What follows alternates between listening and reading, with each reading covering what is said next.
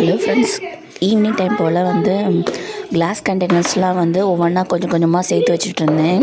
வாங்குறது எல்லாத்தையும் மொத்தமாக வாங்கினதுக்கப்புறம் வந்து எல்லாத்தையுமே கொஞ்சம் கொஞ்சம் கழுவி வச்சுட்டு காய வச்சுருந்தேன்.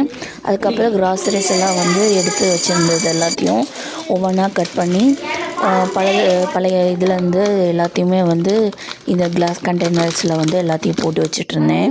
ஸோ எல்லாத்தையும் போட்டு வச்சுட்டு எல்லாம் எடுத்து வச்சுட்டு அதுக்கப்புறம் வந்து நல்லா இது பண்ணி வச்சுட்டு சமையல் செய்ய ஆரம்பிச்சிட்டேன்.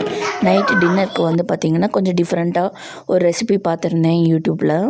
ஸோ கோதுமை மாவில் வந்து கொஞ்சம் தேவையான அளவுக்கு உப்பு, ஒரு ஸ்பூன் ஜீரகம், கொஞ்சம் மிளகாத்தூள், அதுக்கப்புறம் வந்து கொஞ்சம் ஜீரகம் இதெல்லாம் போட்டு நல்லா பிசைஞ்சு வச்சுக்கோங்க. ஒரு 10 மினிட்ஸ் ஊறட்டும். உருளைக்கிழங்கு வேக வச்சு அதில் வந்து கொஞ்சம் வெங்காயம், பெரிய வெங்காயம், கொஞ்சம் மஞ்சத்தூள், கொஞ்சம் மசால் பொடி, அதுக்கப்புறம் வந்து கொஞ்சம் உப்பு போட்டு நல்லா பிசைஞ்சிட்டு அதில் வந்து கொஞ்சம் எலுமிச்சை சாறு இது பண்ணிவிட்டு நம்ம பிசைஞ்சு வச்ச மாவை வந்து கொஞ்சம் திக்னஸாக, ரொம்ப திக்னஸ் கிடையாது, ஓரளவுக்கு திக்னஸாக பிசைஞ்சிட்டு அதில் மேலே வந்து இந்த மசாலா உருளைக்கிழங்கு வந்து போட்டு நல்லா ஊற்றிக்கணும். அதுக்கப்புறம் வந்து சின்ன சின்ன பீஸாக இந்த மாதிரி ஊற்றினதுக்கப்புறம் இப்படி கட் பண்ணிக்கணும். கட் பண்ணிவிட்டு இந்த மாதிரி ப்ரெஸ் பண்ணிங்கன்னா இந்த மாதிரி ரவுண்ட் ஷேப் கிடைக்கும். இதே மாதிரி பண்ணிவிட்டு எல்லாத்தையுமே வந்து இந்த மாதிரி ப்ரெஸ் பண்ணி எடுத்துக்கோங்க.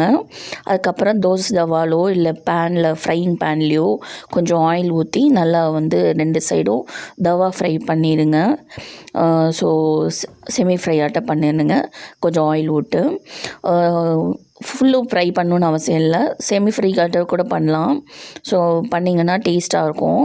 நான் வந்து இதுக்கு சைட் டிஷ் பார்த்திங்கன்னா வந்து நான் வந்து இந்த உருளைக்கிழங்கு இருக்குல்ல, இந்த உருளைக்கிழங்கு வச்சே வந்து குருமாவாட்டை லைட்டாக போட்டு பண்ணியிருந்தேன். ஸோ இது வந்து பண்ணுறதுக்கு வந்து கொஞ்சம் இதான் நல்லாயிருக்கும், ட்ரை பண்ணி பாருங்கள்.